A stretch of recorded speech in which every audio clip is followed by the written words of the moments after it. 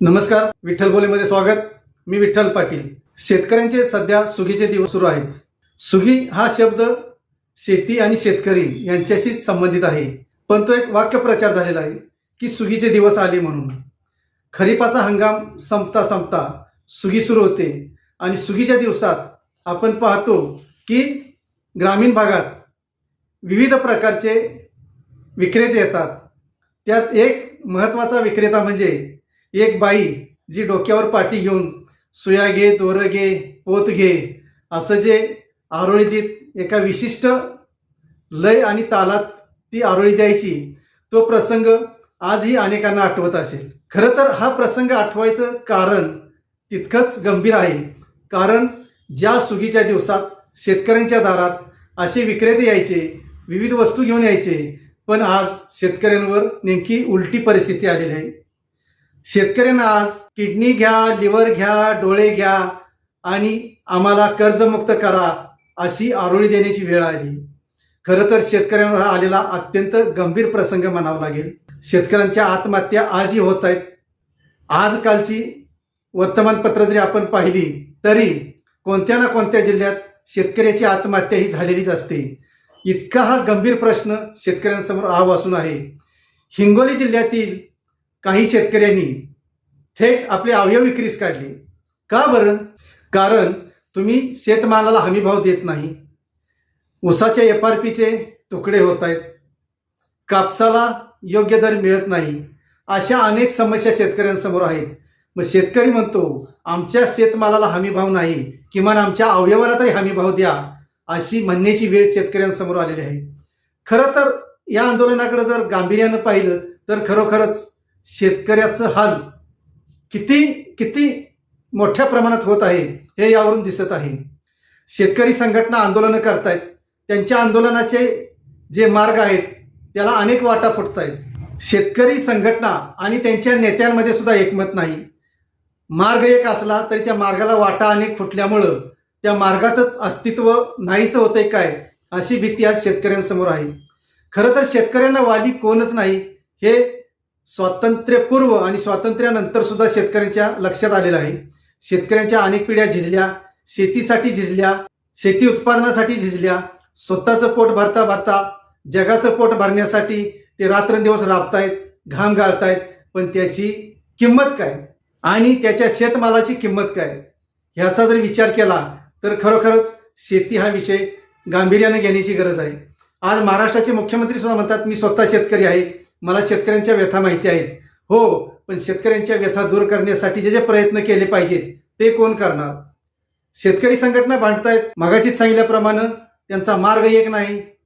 जो पूर्वी मार्ग एक होता त्यावेळी शेतकरी संघटनांमध्ये दम होता, त्यावेळी शेतकरी नेत्यांमध्ये दम होता, पण आज शेतकरी नेते सुद्धा ढेपाळलेले आहेत.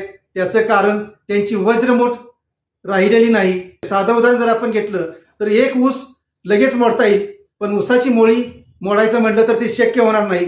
नेमकी मोळीच शेतकरी संघटनेच्या नेत्यांची राहिलेली नाही.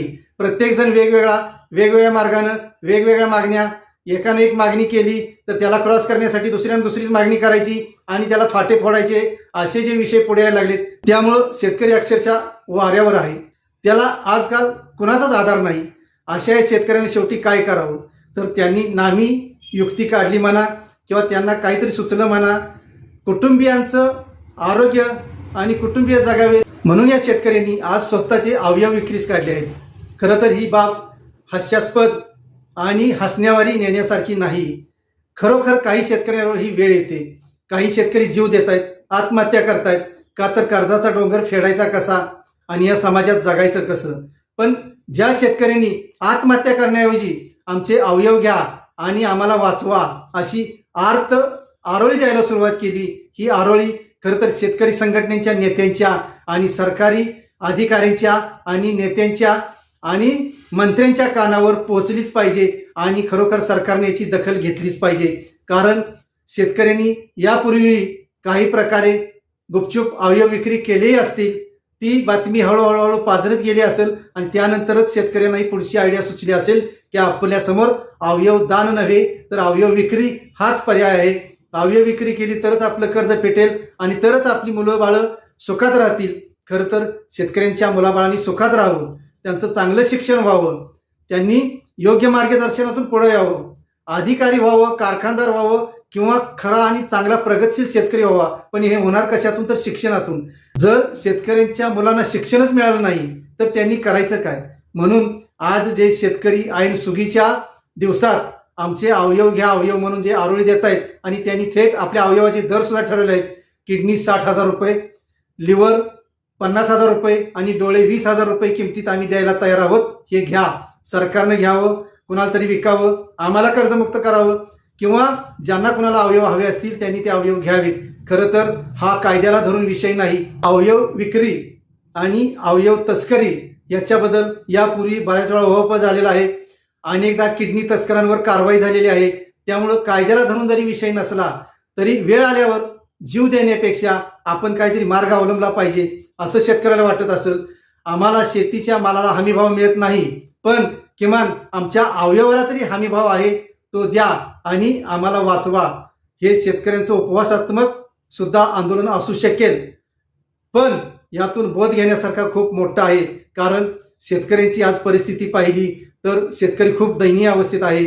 ज्याला अल्पभूधारक आहे, ज्याला पाण्याची सोय नाही किंवा ज्याच्या समोर कर्जा डोंगर आहे, असे शेतकरी आज विवंचनेत आहेत आणि त्यांना तारायचं असेल तर अर्थातच शेतकरी संघटनांनी आवाज उठवला पाहिजे.